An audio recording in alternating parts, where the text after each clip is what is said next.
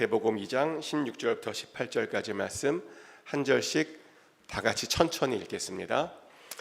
이에 헤롯이 박사들에게 속은 줄 알고 심히 노하여 사람을 보내어 베들레헴과 그 모든 지경 안에 있는 산의 아이를 박사들에게 자세히 알아본 그때를 기준하여 2살부터 그 아래로 다 죽이니, 이에 선지자 예레미야를 통하여 말씀하신 바 라마에서 슬퍼하며 크게 통곡하는 소리가 들리니 라헬이 그 자식을 위하여 애곡하는 것이라. 그가 자식이 없으므로 위로받기를 거절하였도다 함이 이루어졌느니라. 아멘. Please be seated. 하나님의 평안이 여러분 삶 가운데 언제나 함께 하시기를 예수 그리스도 이름으로 축복합니다. 예전에 도미노와 관련된 영상을 하나 본 적이 있습니다. 그 영상에는 똑같은 도미노가 아니라 전부 크기가 다른 그런 도미노가 있었습니다. 근데 그 배열이 좀 많이 특이했었는데요. 작은 도미노 뒤에 그거보다 조금 더 큰, 또 그 다음에는 그거보다 조금 더 큰 도미노들이 계속 그렇게 쌓여 있었습니다. 그런 후에 가장 작은 도미노를 넘어뜨리죠. 그러자 나중에는 그 작은 도미노가요, 어마어마하게 큰 도미노를 넘어뜨리는 그런 영상이었습니다. 그러면서 그 영상은 그 도미노들이 연결되어지면 얼마나 큰 일을 할 수 있는지를 보여주는 아주 참 좋은 영상이었습니다. 맞습니다. 작은 것들도요, 잘 연결되어지면 굉장히 큰 일을 할 수 있는 겁니다. 그래서 우리들의 삶에도 연결이 아주 중요합니다. 연결되어지기만 하면 아무리 작더라도 정말 대단한 일들을 해낼 수 있다는 거죠. 그래서 우리는 우리의 사랑을 잘 연결시켜야 됩니다. 그 말은 무슨 말이냐면 누군가의 사랑을 받아야 된다는 말이고요, 그 받은 사랑을 누군가에게 전달해 주어야 한다는 그런 뜻입니다. 그러면 이 세상에 우리가 생각하지도 못하는 아주 큰 사랑을 우리가 보여줄 수 있다는 거죠. 받고 그냥 끝내시면 안 됩니다. 받았으면 그 받은 만큼 누군가에게 넘겨줄 수 있어야 됩니다. 그리고 그래야 하나님의 나라가 온전히 세워질 수 있게 됩니다. 또 그래야 우리 외에 또 다른 누군가도 구원받을 수 있게 되는 겁니다. 실제로 우리가 어떻게 구원을 받았습니까? 보면 우리 앞세대에 사랑이 있었기에 우리가 구원받았습니다. 그리고 그렇게 사랑을 쭉 따라 올라가 보면 그 끝에 누가 계시냐면 예수 그리스도가 계시고, 그 예수 그리스도의 사랑 덕분에 우리가 구원을 받았습니다. 아무런 죄도 없으신 예수님께서 우리가 아직 죄인 되었을 때 우리를 사랑해 주셔서 우리 대신 십자가 위에서 죽으심으로 우리를 향한 그 사랑을 확증하시고 우리를 구원시켰습니다. 로마서 5장 8절 말씀이죠. 우리가 아직 죄인 되었을 때 그리스도께서 우리를 위하여 죽으심으로 하나님께서 우리에 대한 자기의 사랑을 확증하셨느니라. 아멘. 우리를 얼마나 사랑하셨는지, 우리를 위해 죽으시고 희생하심으로 그 사랑을, 그 귀한 사랑을 우리에게 보여주셨습니다. 사실 그렇게 하지 않으셔도 되었는데, 그럴 필요가 없으셨는데 우리를 너무나 사랑하시다 보니 그런 고귀한 사랑을 우리들에게 보여주시고 베풀어 주셨던 겁니다. 그런데요, 성경을 보니까 놀라운 것은 뭐냐면 예수님도 누군가의 희생과 사랑 덕분에 그런 귀한 은혜를 우리에게 베풀어 줄 수 있었다라고 성경은 이야기하죠. 예수님도 사랑받았대요. 누구에게 사랑받았냐면 우선 제일 첫 번째로 예수님은 마리아와 요셉의 사랑을 받았음을 우리는 보게 됩니다. 마리아와 요셉이 예수님을 정말 사랑했습니다. 얼마나 사랑했냐면요, 예수님을 낳으려고 그들은 평범한 삶을 포기했습니다. 평범한 가정을 포기했다는 겁니다. 평범한 결혼 생활을 포기했고 평범한 신혼 생활을 포기했다는 겁니다. 어렵게 출산을 해야 했고 또 출산한 이후에는 그 예수님 보호하려고 애굽으로 도망쳐야 했습니다. 모두 예수님을 너무나 사랑하다 보니 예수님을 보호하려고 그런 고생을 자처한 겁니다. 어느 날 이런 생각을 해봤어요. 마리아와 요셉 중에서 누가 더 예수님을 사랑했을까라고 하는 그런 생각을 좀 해본 적이 있습니다. 한번 질문 들어볼까요? 마리아가 예수님을 사랑했을까요? 아니면 요셉이 더 예수님을 사랑했을까요? 마리아? Are you sure? 많은 사람들이 마리아가 더 예수님을 사랑했을 거라고 생각을 합니다. 근데 저는 마리아보다는 요셉이 더 예수님을 사랑하지 않았을까라는 그런 생각을 합니다. 마리아는 그래도 예수님의 어머니라고 하는 그런 기록이 남았죠. 근데 요셉은 무슨 죄입니까? 요셉은 예수님의 아버지라고 하는 이름으로 기록되어 있지 않고 그렇게 남지 않았습니다. 성경에 보면요, 요셉은 예수님의 아버지가 아니라 정말 놀랍게도 그냥 마리아의 남편이에요. 아들을 아들이라고 부르지 못하는. 마태복음 1장 16절 말씀이죠. 야곱은 마리아의 남편 요셉을 낳았으니 마리아에게서 그리스도라 칭하는 예수가 나시니라. 요셉은 그냥 마리아의 남편인 것뿐이었습니다. 단지 예수님을 키웠던 그런 사람일 뿐이었습니다. 그런데도요, 놀랍게도 요셉은 예수님을 정말 사랑했고 그래서 잘 키워드렸습니다. 요셉 덕분에 예수님은 하나님의 아들로 불리기에 전혀 부족함 없을 정도로 정말 잘 성장했습니다. 그런데 원래 하나님의 나라는요, 이렇게 누군가의 희생과 사랑으로 이렇게 만들어지는 겁니다. 누군가의 희생과 사랑이 없으면 아무런 열매도 맺을 수 없는 것이 바로 하나님의 나라라는 겁니다. 요한복음 12장 24절 말씀이죠. 내가 진실로 진실로 너희에게 이르노니 하늘의 밀이 땅에 떨어져 죽지 아니하면 하늘 그대로 있고 죽으면 많은 열매를 맺느니라. 아멘. 이런 말씀이 있습니다. 많은 열매를 맺으려면요, 반드시 하늘의 밀이 땅에 떨어져 죽어야 한다고 성경은 말합니다. 그 말은 반드시 누군가의 사랑과 희생이 필요하다라고 하는 그런 말입니다.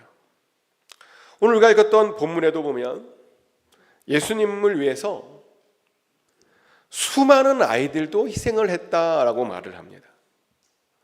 메시아가 태어났다고 하자 헤롯 대왕은 그 메시아를 죽이려고 비슷한 시기에 베들레헴에서 태어난 정말 2살 아래의 아이들을 헤롯이 다 죽여버렸습니다.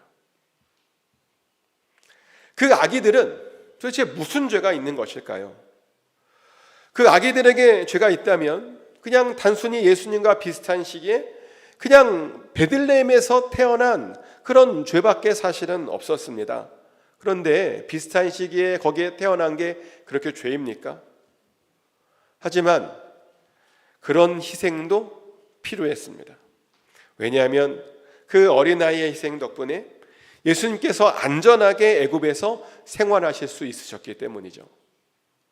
한번 상상해 보십시오. 만약에 예수님께서 아직 살아계시다라고 하는 것이 헤롯에게 알려진다면 헤롯은 그 예수님의 가정을 그냥 가만히 두었을까요? 예수님이 살아계셨다라고 하는 걸 알고 있는데 아마 그랬다면 끝까지 쫓아가서 정말 자객을 다시 한번 보내서 다 죽였을 겁니다. 하지만 헤롯은 베들레헴의 모든 아기들이 다 죽었다고 그냥 그렇게 믿고 안심했습니다. 왔다던 그 메시아가 죽었을 것이다 라고 그렇게 생각했다는 겁니다. 그러다 보니 더 이상 그 예수님을 쫓지 않았습니다. 그러다 보니 그런 아기들의 희생도 필요했다라고 성경은 이야기합니다. 근데 그래도 그렇지 아기들을 그 비명에 잃은 그 부모들의 마음은 어떠했을까요? 아무리 그 당시에 아기들이 빨리 많이 죽는다고 하지만 그럼에도 불구하고 자식이 죽는다라고 하는 것, 일찍 죽는다라고 하는 것은요, 언제나 그 부모에게는 굉장히 힘든 일입니다. 집에서 기르던 개가 죽어도 우울증에 빠지는데 자기 뱃속에서 10달 동안을 키웠던 그런 자식이 정말 어이없는 죽음을 당한 겁니다. 아무 이유 없이 칼에 그렇게 죽음을 당한 겁니다.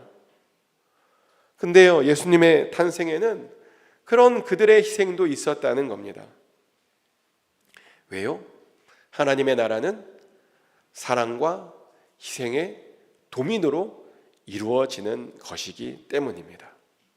그 말은 하나님께서는 지금도 누군가의 희생을 원하시고 계시다는 뜻입니다. 하지만 요즘 분들을 보면 희생하는 것을 별로 좋아하지 않아 보입니다. 또 다른 사람들을 그렇게 사랑하고 싶어 하지도 않아 보입니다.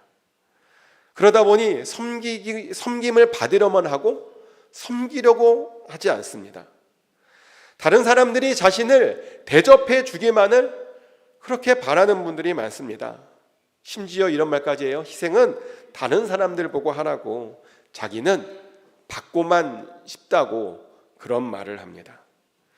그런데 그렇게 서로 받기만 하고 아무도 희생하라고 하지 않으면 절대로 하나님의 나라, 그 영광스러운 하나님의 나라는 절대로 이루어지지 않습니다. 우리가 그렇게 꿈에 그리던 하나님의 나라를 보고 싶으면요, 경험하고 싶으면 반드시 서로 희생해야 한다는 겁니다. 그리고 그런 희생하는 사람들이 많으면 많아질수록 하나님의 나라가 우리 가운데 더 빨리 임하게 된다는 것입니다. 정말 그래요? 미국 속담 중에 이런 말이 있어요. The greatest things in life requires the greatest sacrifice. 가장 위대한 것은 가장 큰 희생을 요구한다는 말이죠. 맞습니다. 위대한 일일수록 더 큰 희생을 우리에게 필요로 합니다. 그래서 저도요, 항상 제가 먼저 희생하려고 노력을 합니다. 리더들 중에는 3가지 종류의 리더가 있대요. 맨 앞에 서서 적을 향해 먼저 돌진하는 리더가 있고, 또 어떤 리더는 군사들 한가운데서 군사들과 함께 전진하는 리더가 있고, 또 어떤 리더는 군사들 맨 뒤에서 군사들에게 전진해라 라고 명령하는 리더가 있대요. 어떤 리더가 좋은 리더냐고요? 사실 모든 리더들이 다 나름 좋은 리더들입니다. 현재의 상황이 어떤 상황인지에 따라서 필요한 리더들의 모습들이 다 다를 뿐인 거죠. 군사들의 사기가 떨어져 있을 때는 맨 앞에서 적을 향해서 먼저 돌진해주는 리더가 사실은 필요합니다. 그리고 군사들이 뭘 해야 할지 몰라서 막 방황할 때는 군사들과 한가운데 같이 서서 군사들과 함께 같이 전진하는 그런 리더가 필요합니다. 또 그냥 그 앞에 약한 적이 있을 때는 그냥 뒤에서 지휘만 해주는, 명령만 해주는 그런 리더도 필요합니다. 근데 제가 요즘 보니까요, 우리 크리스찬들의 사기가 많이 떨어져 있는 것을 보게 됩니다.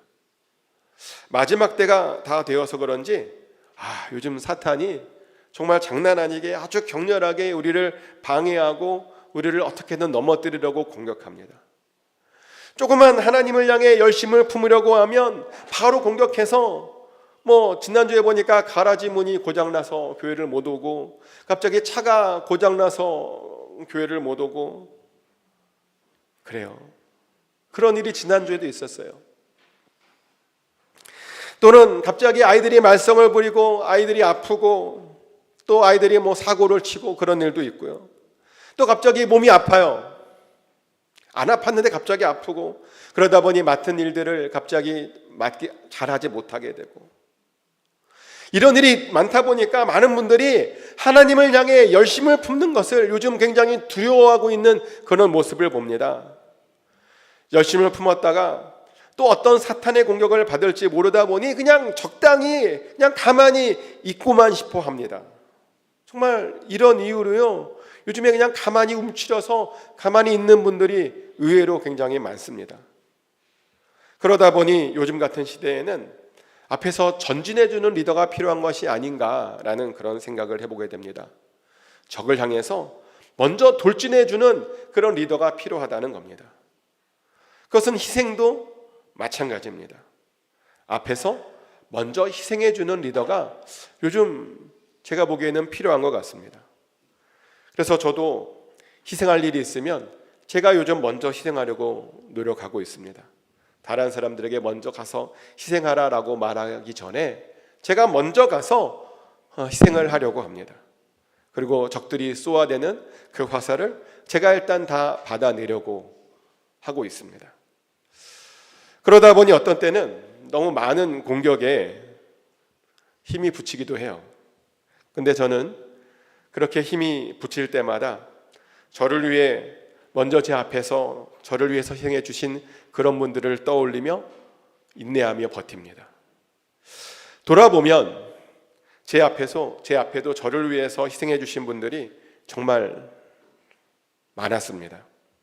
여기 오기까지 정말 하나님께서 보내주신 좋은 분들을 정말 많이 만났습니다.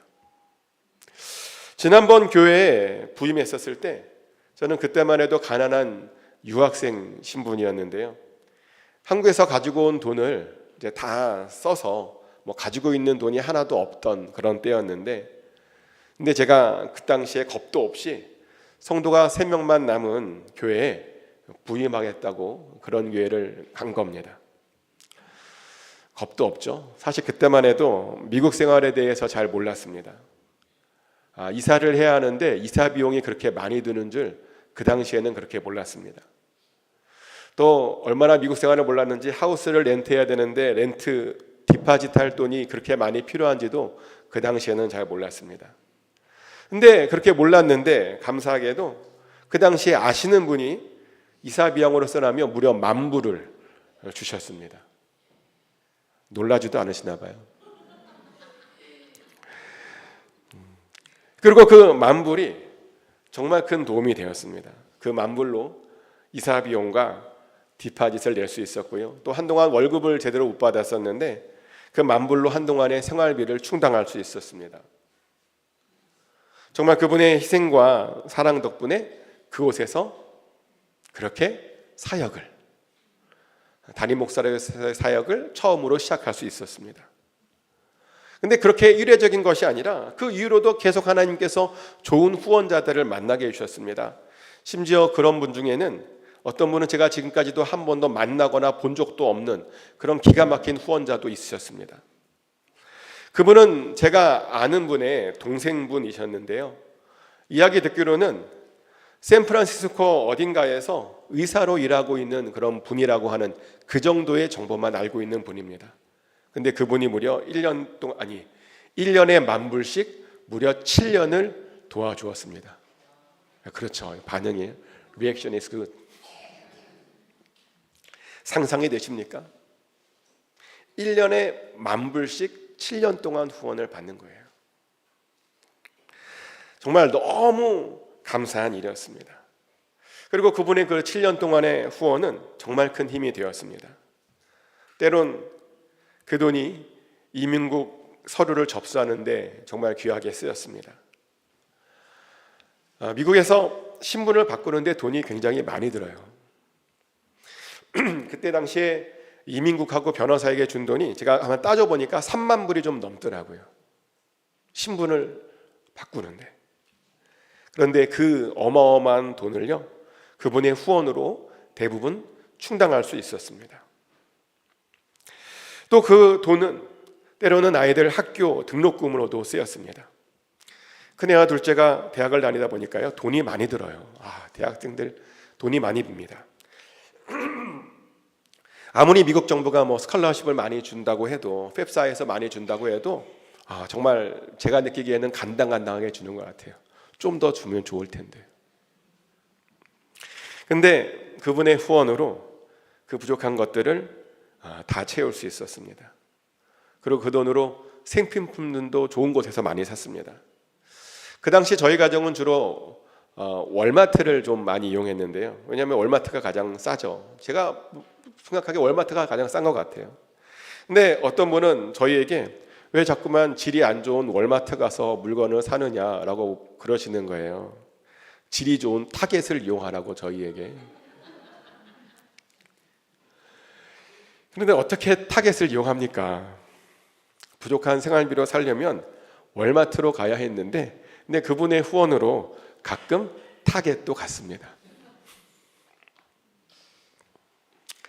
이렇게 한 사람의 헌신으로 아주 큰 도움이 되었습니다. 그래서 너무나 감사드리고 싶어서 감사 인사라도 하려고 제가 그분의 그 언니분을 알고 있거든요. 제가 알고 있는 분은 그분의 언니예요. 그 언니분에게 그분 내가 너무 감사 인사를 하고 싶은데 전화번호를 좀 달라고 부탁드렸습니다. 근데 그 언니분이 그분도 그렇고 전화번호를 끝까지 안 가르쳐 주는 거예요.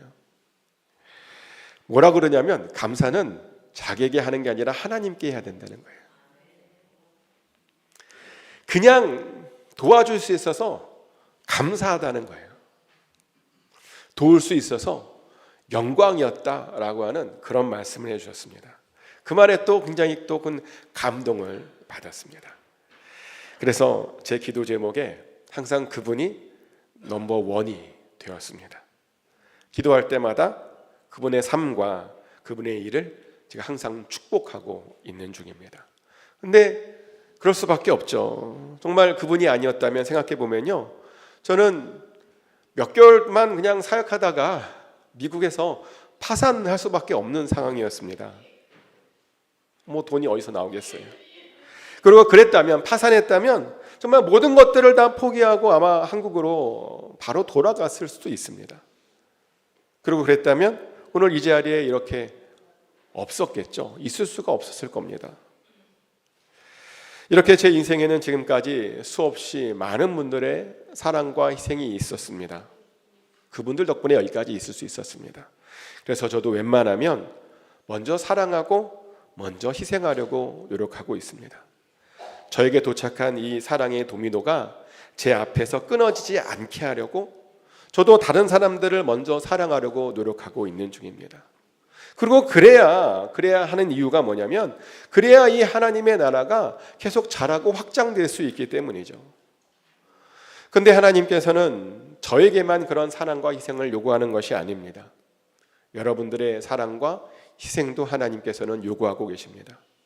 왜냐하면 여러분들도 여기까지 올 때에는 여러분 주변에 그 누군가의 희생과 사랑이 있었을 것이었기 때문입니다. 한번 생각해 보십시오. 여러분들은 어떤 사람의 도움을 받으셔서 여기까지 오셨습니까? 가장 먼저 생각나는 분은 우리 부모님입니다. 우리는 부모님의 큰 사랑이 있었습니다. 부모님의 사랑을 생각하면 언제나 눈물이 나는 것 같아요. 우리 부모님들이 우리들을 위해서 얼마나 많은 그런 고생을 했습니까? 당신들은 우리를 위해서 제대로 누리지도 못하셨고 자식 잘 되라며 좋은 것들을 입혀주셨고 무조건 좋은 것들로 우리에게 먼저 공급해 주셨죠. 부모님들이 그렇게 했을 겁니다. 우리 모두가 그런 부모님의 놀라운 사랑을 받아서 여기까지 올 수 있었습니다. 또 미국에 올 때도 우리가 누군가의 다 도움을 받아서 아마 왔을 겁니다. 그렇죠? 또 이곳 산호세에 왔을 때도 또 누군가의 도움을 받아서 아마 여기까지 왔을 겁니다. 이렇게 우리는 누군가의 사랑과 도움 덕분에 여기까지 올 수 있었던 겁니다.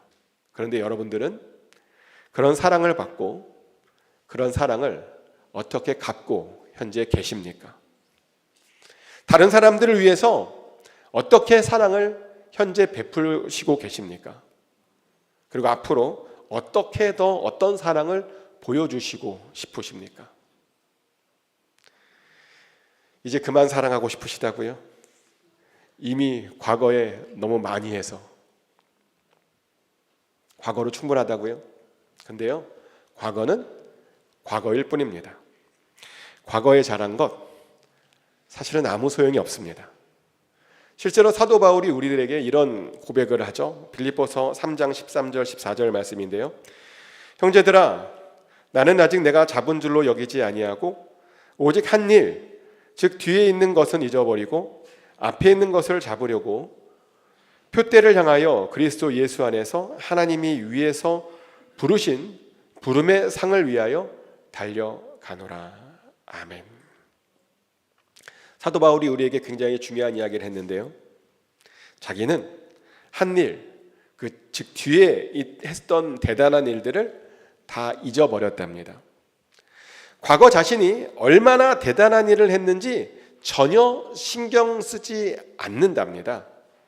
그러면 자기는 오직 앞에 있는 부르심의 상만 쫓아간답니다. 근데 맞아요. 과거는 과거일 뿐입니다. 그리고 과거를 빨리 잊어야 그 앞에 있는 더 좋은 것을 우리가 더 잘 쫓아갈 수 있는 겁니다. 하지만 안타깝게도 많은 분들이 의외로 과거의 영광에 붙들려 사는 분들이 많습니다. 이야기를 들어보니까 과거에 굉장히 많이 하나님께 이미 드리셨대요. 과거에는 집도 팔고 차도 팔고 그러면서 자기가 할 수 있는 힘에 다한 어떤 것까지 다해서 이미 하나님께 많이 드리셨대요. 과거에 너무 많이 헌신하셨답니다. 과거에는 하나님과 시간을 많이 보내려고 자기의 모든 삶을 시간을 다 하나님을 위해서 썼답니다. 물론 그렇게 과거에 했던 그런 행동들로 하나님께서 아마 영광 받으셨을 거예요. 아마 영광 받으셨을 겁니다. 그리고 하늘나라에서도 그것 덕분에 굉장히 큰 상급이 예비되어 있었을 수도 있습니다. 그런데요, 그렇다고 거기에 그냥 멈추어 있어서는 절대로 안 됩니다. 왜냐하면 거기에 멈추어 있으면 우리가 더 깊은 하나님과의 관계, 더 영광스러운 관계, 더 놀라운 관계로 들어갈 수가 없기 때문입니다. 우리가 거기에 멈춰 있으면 더 크신 하나님, 더 전능하신, 더 은혜의, 더 사랑의 하나님을 우리가 절대로 만날 수 없기 때문입니다. 그러니 우리는 과거에 했던 것들을 다 잊어버리셔야 됩니다. 과거에 했던 모든 사랑, 모든 희생, 과거에 했던 것이면 빨리 잊어버리셔야 됩니다. 그리고 다시 새롭게 헌신해야 되고, 다시 새롭게 사랑해야 되고, 다시 새롭게 희생해야 됩니다. 그렇게 계속 하나님의 나라가 지금도 확장되게 돼야 합니다. 그래야 이 사랑의 도미노가 끊어지지 않고 계속 연결되어질 수 있습니다. 근데 우리가 만약 여기서 그만하고 과거로 충분하다고 생각하고 더하지 못한다면, 그래서 이 사랑의 도미노가 끊어진다면 어떻게 될까요? 그것은 하나님께도 죄송스러운 일이지만 그동안 나를 섬겨주었던 수많은 사람들에게도 정말 죄송한 겁니다. 왜냐하면 계속 사랑이 전달되어져 왔는데 나에서 끊어진다면 그 앞에는 모든 사랑들이 나로 인해서 끊어졌기 때문에 확장되지 못했기 때문에 의미 없어지는 것이 되기 때문이죠. 그들의 그 희생과 헌신이 다 쓸모없는 것이 되어버린다는 겁니다. 그래서 우리는 절대로 그 연결을 끊어버리면 안 됩니다. 여러분을 통해서 그 사랑의 도미노가 계속해서 연결되어지게 해야 됩니다. 그래야 하나님께서 더 크게 영광을 받으실 수 있으신 겁니다. 그래야 하나님의 나라가 우리에게 크게 더 임할 수 있는 것입니다. 이 시간 예배를 드리시면서 어떻게 다른 사람들을 더 사랑할 것인가 다시 한번 생각해 보셨으면 좋겠습니다. 그래서 여러분의 사랑을 통해서 하나님께서 정말 크게 웃으셨으면 좋겠습니다. 여러분의 희생을 통해서 하나님께서 그것을 보시고 너무너무 기뻐하셨으면 좋겠습니다. 축복하는 것은 이번 크리스마스에도 서로 사랑하고 희생하심으로 하나님을 정말 기쁘시게 하는 자로, 하나님을 즐겁게 해드리는 자로 그렇게 인정받게 되시기를 예수 그리스도 이름으로 축복합니다. 이 시간 같이 기도하기를 원하는데요.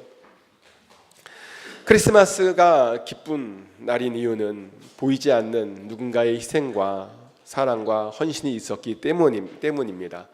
그런 사랑이 있었기 때문에 크리스마스가 기쁜 날이 되었습니다. 우리도 우리 주변 사람들에게 그런 사랑과 희생을 우리가 베풀기를 그렇게 해달라고 좀 기도했으면 좋겠습니다. 그래서 이 크리스마스가 또 다른 누군가에게, 우리처럼 또 다른 누군가에게 같이 기쁨이 되기를 그렇게 원한다고 우리 다 같이 한 목소리로 같이 기도하겠습니다.